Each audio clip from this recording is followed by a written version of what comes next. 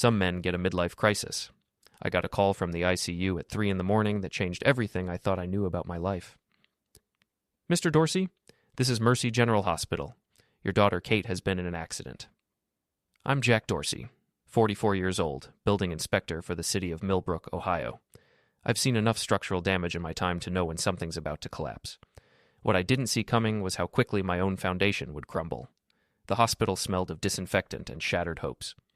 Kate lay unconscious, her auburn hair tangled, while machines beeped their silent pleas around her bed. My 22-year-old daughter, the brightest person I knew, reduced to a tangle of tubes and monitors. Hit and run, the doctor explained. Someone struck her while she was jogging, then fled the scene. We're doing everything we can. My wife Elise arrived an hour later, her blonde hair perfectly styled despite the early hour. She worked in PR for a downtown firm. Always camera ready, always calculating the angles. Even here, standing over our daughter's broken body, she seemed more concerned with appearances than anguish. How bad is it? She asked, not to me, but to the doctor. Severe concussion, broken ribs, internal bleeding. She's stable, but what? I demanded. The next 48 hours are critical. Elise checked her phone. Actually checked her phone while our daughter fought for her life. I noticed the small smile that flickered across her lips as she read whatever message had just arrived. I need some air, she announced, stepping into the hallway. Through the glass, I watched her make a call, her voice animated, almost cheerful. When she returned, her expression had shifted back to appropriate concern, but I'd seen enough. In my line of work, you learn to spot the cracks before the whole structure fails. 3 hours later, Detective Ray Lomax found me in the hospital cafeteria, nursing my 4th cup of coffee. Ray and I went way back. He'd been a sergeant when I served in the Army, both of us stationed at Fort Campbell before civilian life claimed us. Jack, I got some news about Kate's accident. Tell me you found the bastard. We found the car. Belongs to Miranda Kane, wife of Damien Kane. I knew that name. Everyone in Millbrook knew Damien Kane, CEO of Kane Industries, the biggest employer in town. His manufacturing plant made automotive parts for Detroit, and his money made politicians dance like puppets on strings. Where is she? That's the problem. Kane's lawyers showed up before we could question her. Claims she was home all night. Husband vouches for her. Car was supposedly stolen, conveniently reported missing this morning. Bullshit. My thoughts exactly, but proving it's another story. These people have connections, Jack, the kind that make evidence disappear and witnesses forget what they saw. Ray left me with a case number and a promise to keep digging, but his expression told me everything I needed to know. Rich people played by different rules, and justice was just another commodity they could afford. I was walking back to Kate's room when my phone rang. Unknown number. Mr. Dorsey, this is Damien Kane. His voice was smooth, confident, the kind of tone that came from never hearing the word no. We need to talk about this unfortunate situation involving your daughter. The situation where your wife almost caused her harm? Now let's not jump to conclusions. I understand you're upset, but making wild accusations won't help anyone. My wife had nothing to do with this accident. Then why are you calling me? Because I'm a reasonable man who wants to avoid unnecessary complications. These things can get messy, drag on for years in court. Your daughter needs medical care, not legal battles. I'm prepared to make a generous offer to cover her expenses. The audacity hit me like a physical blow. He was trying to buy me off before the investigation even started. You have 1 hour to turn your wife in, I said, my voice steady despite the rage building in my chest. Kane laughed, actually laughed. Or what? You'll file a lawsuit? Sue me? Mr. Dorsey, I own half this town and rent the other half. The judge who'd hear your case plays golf at my country club. The prosecutor's wife works for my company. You're a building inspector with a high school education. What exactly do you think you can do to me? We'll see. I hung up and stood there in the hospital corridor, surrounded by the quiet desperation that permeates such places. Kane thought he was dealing with some small-town nobody who'd roll over for the right price. He was about to learn that underestimating people was a dangerous game. 10 minutes later, my phone rang again. Different voice this time, nervous and rushed. Mr. Dorsey, this is Gerald Hoffman, Mr. Kane's attorney. I think there's been a misunderstanding. My client is prepared to accept all reasonable terms for a settlement. Perhaps we could meet and discuss. I cut him off. Tell your client he's got 50 minutes left. Mr. Dorsey, please be reasonable. Making threats won't... I'm not making threats. I'm stating facts. 49 minutes. The panic in the lawyer's voice was unmistakable. What exactly are you planning to do? I smiled for the first time since Kate's accident, though there was nothing pleasant about it. They think I'm bluffing. They're about to find out I play for keeps. My house sits on Maple Street, a modest 2-story colonial that I'd bought with my Army savings 15 years ago. The basement had been my sanctuary, converted into a workshop where I restored vintage electronics, radios, televisions, anything with circuits and possibilities. What Kane and his lawyer didn't know was that my Army MOS had been signal intelligence. I knew my way around more than building codes and electrical systems. Elise was in the shower when I got home from the hospital, her phone charging on the nightstand. She'd always been careless with passwords, using Kate's birthday for everything. Old habits from a trusting marriage, back when I thought I knew the woman I'd married. The text messages told a story that made my stomach turn. Months of exchanges with someone saved in her contacts as D. Intimate messages, meeting times, explicit photos I recognized from our own bedroom. The most recent message had arrived while we stood over Kate's hospital bed. Can't wait to see you tonight.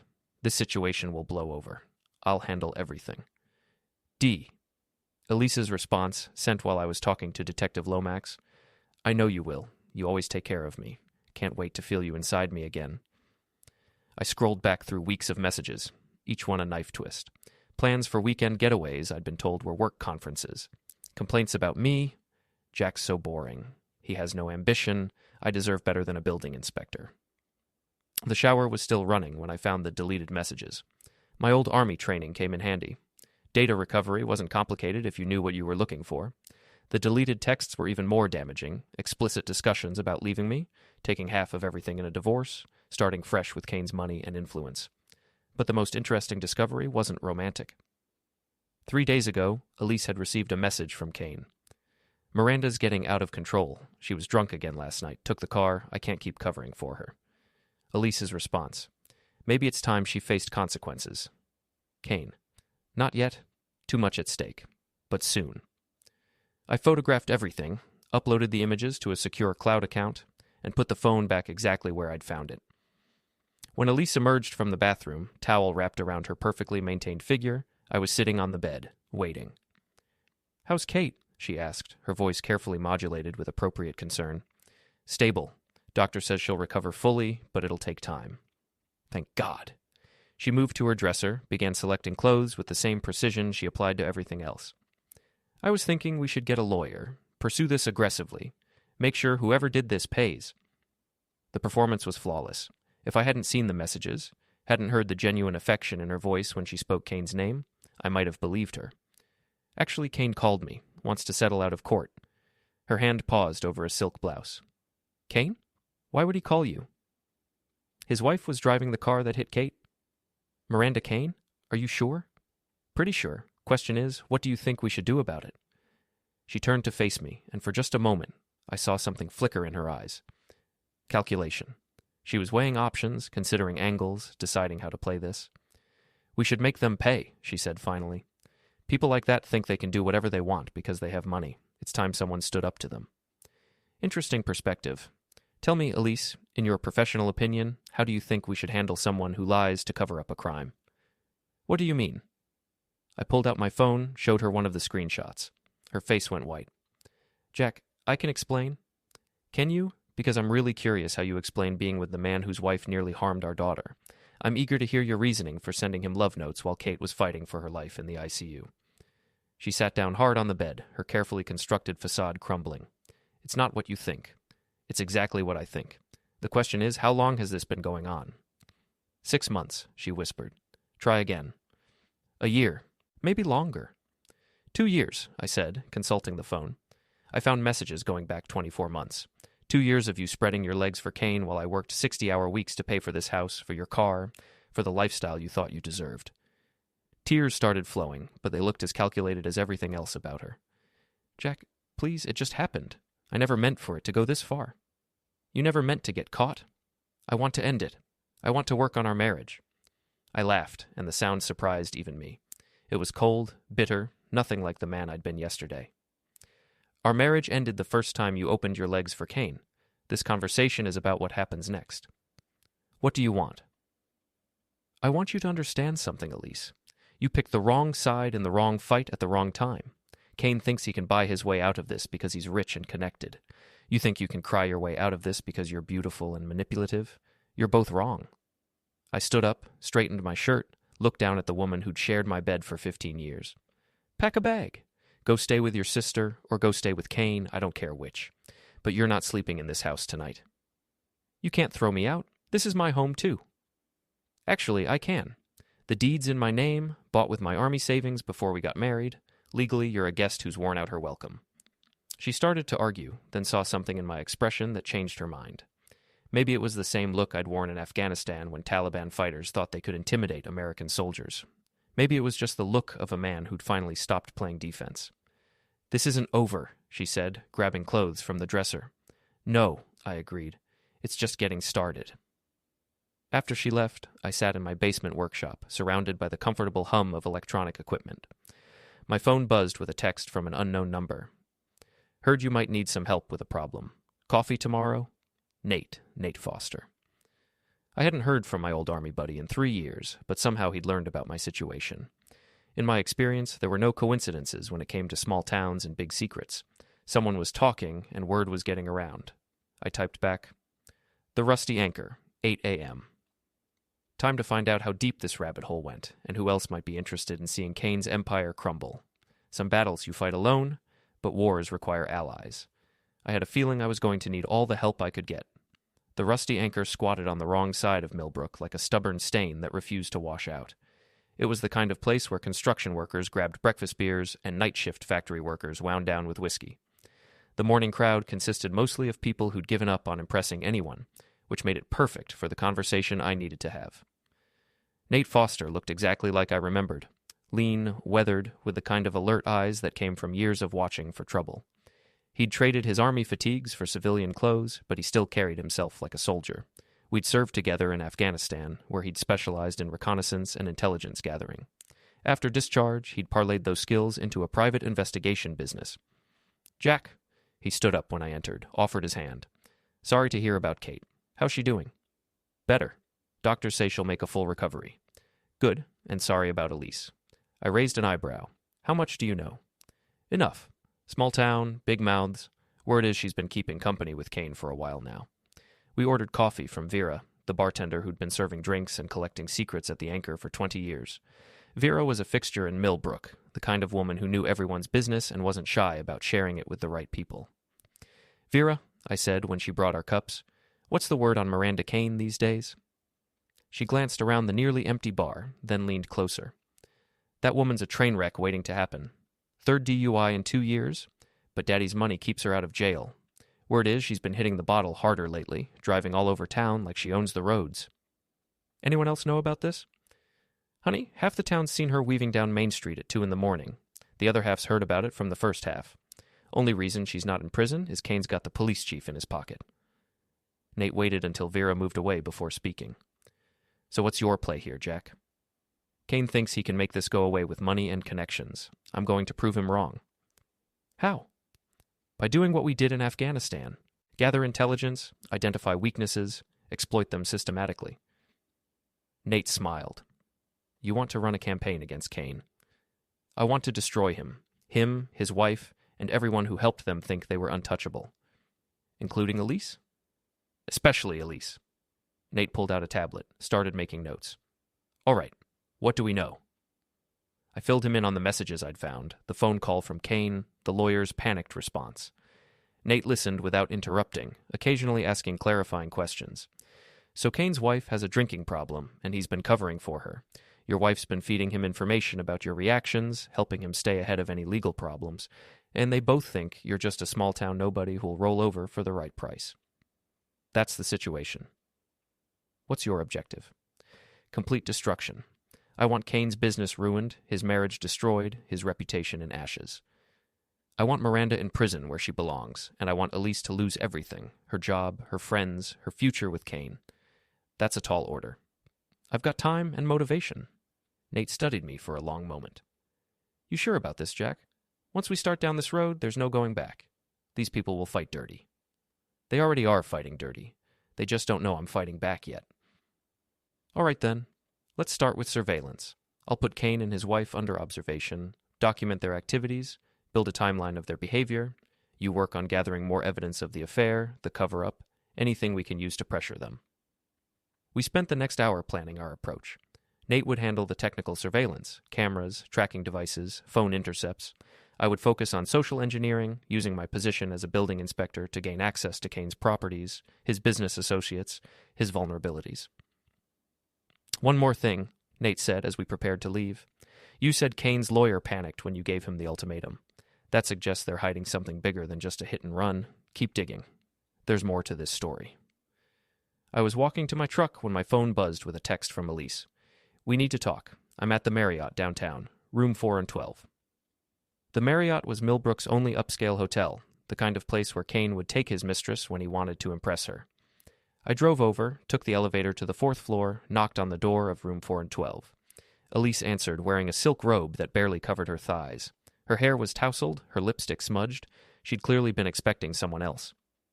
Jack, I didn't think you'd come so quickly. Expecting Kane? Her face flushed. It's not what you think. It's exactly what I think. Question is, does he know I'm here? Before she could answer, I heard the shower running in the bathroom. Kane was here, had been here when she texted me. This wasn't a reconciliation attempt. It was a setup. What's the play, Elise? You and Kane figure you'd get me up here, make some kind of deal? Maybe threaten me, try to scare me off? Jack, please, just listen. The bathroom door opened and Kane emerged, wearing nothing but a towel around his waist. He was a handsome man in his early 40s, the kind of polished confidence that came from never facing real consequences. His expression shifted from surprise to calculation when he saw me. Mr. Dorsey, this is unexpected. Is it? Your girlfriend texted me to come here. You're both naked. Seems pretty planned to me. Kane smiled, the kind of predatory expression I'd seen on Taliban commanders who thought they had American soldiers cornered. Since you're here, let's talk business. I'm prepared to offer $2 million for your daughter's medical expenses and pain and suffering. All you have to do is sign a non-disclosure agreement and drop any legal action. $2 million? That's more money than you'll see in a lifetime of building inspections. Enough to send Kate to any college she wants, buy herself a nice retirement. I looked around the hotel room, at the expensive champagne on the nightstand, at Elise in her silk robe, at Kane standing there like he owned the world. Then I started laughing. What's funny? Kane demanded. You are. Both of you. You think this is about money. Everything's about money, Kane said. Not this. This is about justice. This is about accountability. This is about what happens when wealthy people think they can escape the consequences of nearly taking someone's daughter's life. Kane's expression hardened. You're making a mistake, Dorsey. I tried to be reasonable, but if you want to play hardball, I'm game. I'll destroy you. I'll have you fired, blacklisted, run out of town. You'll never work in construction again. Interesting ultimatum. Tell me, Kane, does your wife know you're here? Does she know you're offering to pay off the father of the girl she nearly harmed while you're involved with another man's wife? For the first time, Kane looked genuinely rattled. Miranda doesn't need to know about this. Doesn't she? Because I'm thinking she might be very interested to learn that while she's hiding from the police, you're playing house with your mistress. I headed for the door, then turned back. By the way, Kane, that ultimatum I gave you? Time's up. Hope you enjoyed your last afternoon of thinking you were untouchable. As I walked down the hotel corridor, I could hear them arguing behind the closed door. Kane's voice was raised, angry. Elise was crying, pleading. The sound of their panic was better than any music I'd ever heard. Time to show them what a building inspector with a military background could really do when he set his mind to it. Kane Industries occupied a sprawling complex on the outskirts of Millbrook, all glass and steel designed to project power and permanence. As a city building inspector, I had legitimate reasons to be there. Routine safety inspections, code compliance checks, the kind of bureaucratic oversight that most people ignored until it became a problem. What Kane didn't know was that building inspections provided access to more than just structural systems, security offices, executive floors, computer networks, all part of the infrastructure I was authorized to examine. And after 15 years on the job, I knew every contractor, electrician, and maintenance worker in town. Tommy Brennan had installed the security system at Kane Industries 3 years ago. He owed me a favor from when I'd helped him get his contractor's license, and favors were currency in small towns like Millbrook. I need to see the parking garage footage from 3 nights ago, I told him as we stood in the security office. Jack, I can't just hand over surveillance footage. Kane would have my head. You're not handing it over. I'm conducting a routine inspection of the security system, making sure it's functioning properly. Part of my job is to verify that recorded data is being stored correctly. Tommy hesitated, then pulled up the footage on his computer. What am I looking for? Silver Mercedes, license plate MK7739, should be leaving the garage around midnight. We found it quickly. Miranda Kane's car, weaving slightly as it left the parking structure. The timestamp showed 11:47 p.m., less than 2 hours before Kate's accident. But more importantly, the footage showed Miranda clearly behind the wheel, obviously intoxicated. Jesus, Tommy whispered. That's Mrs. Kane. That's a woman who shouldn't have been driving. I need a copy of this footage. Jack, I could lose my job. And if you don't help me, an innocent girl nearly lost her life for nothing while a wealthy drunk walks free. The choice is yours, Tommy. He burned the footage to a disk, handed it over reluctantly. This never came from me. What footage? My next stop was Kane's executive floor. Building inspections were supposed to be announced in advance, but emergency safety checks could be conducted without warning. I'd called in a report of a possible gas leak, which gave me immediate access to the entire building. Kane's office was exactly what I'd expected. Mahogany desk, leather chairs, walls covered with photos of him shaking hands with politicians and celebrities. His computer was password protected, but his secretary's wasn't. Administrative assistants always had access to executive calendars, and Kane's schedule told an interesting story. 3 meetings with city council members in the past month, 2 lunches with Judge Harrison, who would likely preside over any civil case involving the accident, a golf outing with Police Chief Morrison. Kane hadn't been exaggerating when he said he owned half the town, but the most interesting entry was from yesterday. Emergency meeting, damage control REM situation. I was photographing the calendar when Kane's voice echoed from the outer office. He was back from his hotel room encounter, and he didn't sound happy. Where the hell is everyone? I need to see Morrison and Harrison immediately. I slipped out through the emergency stairwell, but not before planting a small listening device behind Kane's desk. Another gift from my army training. Sometimes the best intelligence came from simply listening to what people said when they thought they were alone. That evening, I sat in my basement workshop, monitoring the audio feed from Kane's office while organizing the evidence I'd gathered. The surveillance footage, the text messages, the calendar entries, pieces of a puzzle that was starting to form a clear picture. Kane was on the phone with someone, his voice tense with barely controlled anger. I don't care what it costs, Morrison. This has to go away. Dorsey's not backing down, and if this goes to trial, everything comes out. A pause while the police chief responded. No, we can't just arrest him. He hasn't done anything illegal yet. But he's digging, and if he finds out about the other accidents... I leaned closer to the speaker. Miranda's been driving drunk for 2 years. We've covered up 3 previous incidents, but this one's different. The girl almost lost her life, and her father isn't some nobody we can push around. Another pause. I know what I said about owning this town, but Dorsey's military. These guys don't scare easy, and they know how to fight dirty. We need to be smart about this. The conversation continued for another 10 minutes, revealing the full scope of Kane's corruption. Bribes to police officers, payments to judges, a systematic cover-up of his wife's drunk driving that had been going on for years. Kane Industries wasn't just a manufacturing company. It was the center of a criminal enterprise that had infected every level of Millbrook's government. When the call ended, I had everything I needed to destroy Kane's empire. But destruction required more than evidence. It required leverage, timing, and the right pressure points. My phone rang. Nate. I've got eyes on Miranda Kane. She's at the Riverside Country Club, 3 sheets to the wind, telling anyone who'll listen that she's being railroaded for something that wasn't her fault. What's she saying exactly? That some girl ran into the street, that it was dark, that accidents happen. She's also saying her husband's going to make it all go away like he always does. Perfect. Keep recording. There's more. I followed Kane after he left the hotel. He went straight to Judge Harrison's house, stayed for an hour. Then he visited Police Chief Morrison. He's calling in every favor he has. Let him. The deeper he digs himself, the harder he'll fall. I spent the rest of the evening planning my next moves. Kane thought he was playing chess, using his wealth and connections to control the board. What he didn't realize was that I'd been playing a different game entirely, one where his advantages became his weaknesses and his confidence became his downfall. Tomorrow, I'd start applying pressure to the system Kane had built, and I'd begin with the person he trusted most to keep his secrets safe. Time to have a conversation with Miranda Kane. The Riverside Country Club represented everything I despised about Millbrook's elite. Manicured lawns maintained by underpaid workers, a clubhouse that cost more than most people's homes, and an atmosphere of casual entitlement that treated regular citizens like servants. I'd never set foot in the place during my 15 years in town, but building inspector credentials opened doors that money couldn't close. I found Miranda Kane exactly where Nate said she'd be, at the outdoor bar, working her way through what appeared to be her fourth martini of the afternoon. She was a striking woman in her late 30s, the kind of polished beauty that came from expensive treatments and personal trainers. But alcohol had softened her edges, and guilt had carved lines around her eyes that no amount of money could erase. "Mrs. Kane, I'm Jack Dorsey, City Building Inspector. I need to speak with you about a safety violation at your residence." She looked up at me with unfocused eyes, trying to place the name. "Dorsey. Why does that sound familiar?" "My daughter is Kate Dorsey, the girl you hit with your car 3 nights ago."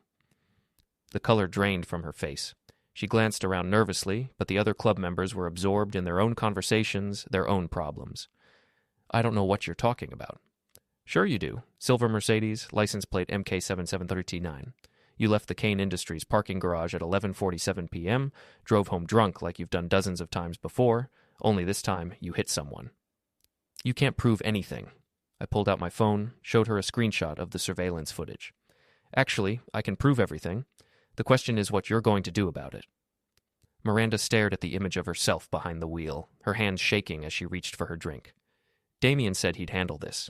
He said it would all go away." "Damien's been covering up your drunk driving for 2 years. 3 previous accidents, all concealed, all brushed aside. But this time is different, Miranda. This time, you nearly took someone's life, and I'm not walking away. What do you want?" "I want the truth. I want you to turn yourself in, take responsibility for what you did, face the consequences like an adult." She laughed bitterly. "You have no idea what you're asking. If I go to prison, Damien loses everything. His business, his reputation, his political connections. It's all built on the assumption that we're untouchable. Maybe it's time that assumption got tested? You don't understand. This isn't just about me. Damien's been covering up more than my accidents.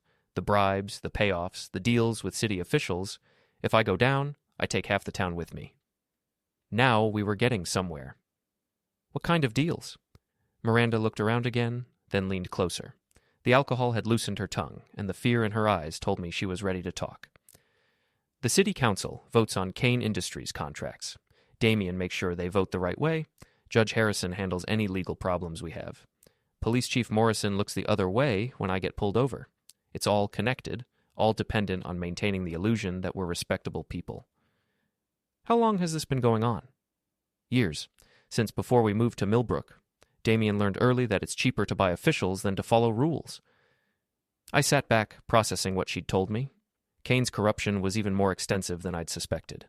He hadn't just built a business empire, he'd created a shadow government that operated outside the law. "Here's what's going to happen, Miranda.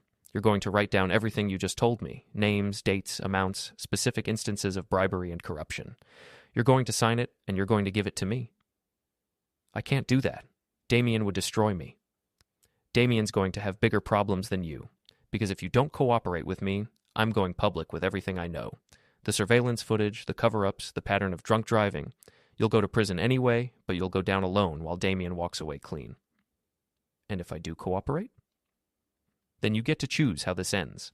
Turn yourself in, plead guilty, serve your time like an adult. I'll make sure the prosecutor knows you cooperated, that you helped expose the corruption in this town. Maybe you get a reduced sentence, maybe you get to rebuild your life when you get out." Miranda stared into her martini glass, watching the olive float in the gin like a drowning victim. When she looked up, her eyes had cleared slightly, as if the conversation had sobered her more than hours of drinking. "I need time to think." "You have until tomorrow morning. After that, I go to the media with what I have." I stood to leave, then turned back. "One more thing, Miranda. Your husband's been cheating on you with my wife for 2 years. While you've been drinking yourself into oblivion and covering up your mistakes, he's been planning a future that doesn't include you. Maybe it's time you returned the favor." The look of betrayal and rage that crossed her face told me everything I needed to know. Hell hath no fury like a woman scorned, and Miranda Kane had just realized she'd been scorned by everyone she trusted. I left her at the bar, staring at her phone, probably deciding whether to call her husband or her lawyer first. Either way, the carefully constructed web of lies and corruption that held Kane's empire together was about to start unraveling. My phone buzzed with a text from Nate. Kane's on his way to the club, ETA 5 minutes. Perfect timing. Let Kane try to manage this crisis while his wife was drunk, angry, and armed with the truth about his affair. Some problems couldn't be solved with money and connections. As I drove away from the country club, I could see Kane's black BMW racing up the entrance road, probably responding to a panicked call from Miranda. By tomorrow, their marriage would be over, their secrets would be exposed, and their empire would begin its inevitable collapse. Some men get a midlife crisis. I was giving Kane something much worse, a reckoning. The next morning brought chaos to Millbrook in ways I'd never imagined possible. I woke to 17 missed calls and a voicemail from Detective Lomax that simply said, "Jack, call me immediately." When I reached him, Ray's voice was strained with tension. "Kane's gone." The words hit me like a physical blow. What happened? Car accident around midnight. Drove his BMW straight into Miller's Creek Bridge at about 70 miles an hour. No skid marks, no attempt to brake. Suicide? That's what we're thinking. His wife is in custody. She walked into the police station at 6 this morning with a written confession about the hit and run and a box full of documents about Kane's business dealings. She's saying her husband took his own life rather than face the truth coming out. I sank heavily into my kitchen chair, struggling to process what Ray was telling me. I'd wanted to bring Kane down, but I hadn't wanted him gone. There was a difference between justice and tragedy, and I wasn't sure which side of that line I'd ended up on. "There's more," Ray continued. "Miranda Kane's confession implicates half the city government. Judge Harrison, Police Chief Morrison, 3 city council members. She's got documentation of bribes, payoffs, the whole corruption network. The FBI is taking over the investigation." "What about Elise?" "She's cooperating. Apparently Kane told her last night that he was ruined, that everything was going to come out. She's providing evidence about the affair, the cover-up attempts, Kane's state of mind in his final hours." After I hung up with Ray, I sat in my kitchen for a long time, drinking coffee and staring out the window at the ordinary suburban street where I'd lived for 15 years. Everything looked the same, but nothing would ever be the same again. My phone rang. Elise. "Jack, I need to see you, please." "I don't think that's a good idea." "Kane's gone. It's over. Can't we try to fix things?" The nerve was astonishing. Her lover had taken his own life. Her affair was on the verge of being exposed, and she believed we could just go back to how things were. "There's nothing to work out, Elise. We're done." "But I love you. I made a mistake, but I love you." You love the idea of not being alone. You love the security of having someone to fall back on when your rich boyfriend can't solve your problems anymore. That's not the same thing as love. "Jack, please." "The divorce papers will be filed next week. Don't contact me again unless it's through lawyers." I hung up and drove to the hospital to see Kate. She was awake, sitting up in bed, reading a book. Her color had improved dramatically, and the doctors had removed most of the tubes and monitors. "Dad, I heard about what happened. The nurses are talking about it." I sat down beside her bed, took her hand. "How are you feeling?" "Better. Confused about everything that's happened, but better. Did you really bring down the whole Kane empire?" I just asked the right questions and refused to accept the wrong answers. "The nurses say Kane took his own life because you uncovered his corruption." I'd been dreading this conversation. Kate was smart, perceptive, and she deserved the truth. But the truth was complicated, and I wasn't sure how to explain it without sounding like I'd driven a man to suicide. Kane took his own life because he couldn't face the consequences of his actions. For years, he'd been hiding crimes, bribing officials, believing he was untouchable. When it all unraveled, he chose to escape rather than confront justice. "Do you feel guilty?" "I feel sorry for him, and I feel sorry for his family. But I don't feel guilty for demanding accountability when his wife nearly took your life." Kate squeezed my hand. "I'm proud of you, Dad. You could have just taken his money and walked away, but you didn't. You fought for what was right." Sometimes fighting for what's right has unexpected consequences. That doesn't make it wrong to fight. Over the next few days, the full scope of Kane's corruption network became public knowledge. FBI agents arrested Judge Harrison and Police Chief Morrison. 3 city council members resigned in disgrace. Kane Industries collapsed, throwing hundreds of people out of work. The local newspaper ran daily stories about the Kane conspiracy, and Millbrook found itself the subject of statewide media attention. Miranda Kane pleaded guilty to vehicular assault and received a 3-year prison sentence. Her cooperation with federal investigators earned her a reduced sentence, but she'd still lost everything: her freedom, her marriage, her social standing. The woman who'd thought she was untouchable was now just another inmate in the state correctional system. Elise tried to rebuild her life, but the scandal had destroyed her career in public relations. No company wanted to hire someone whose personal life had become front-page news. She moved back to her hometown in Pennsylvania, where she took a job at a small marketing firm for half her previous salary. As for me, I found myself something of a local celebrity. People I'd never met would stop me on the street to shake my hand, thank me for cleaning up the town. The new police chief offered me a job as a detective, and the mayor asked if I'd consider running for city council. I declined both offers. I was still just a building inspector, still the same man who'd received that phone call from the hospital 3 weeks ago. The only difference was that now I knew what I was capable of when pushed to my limits.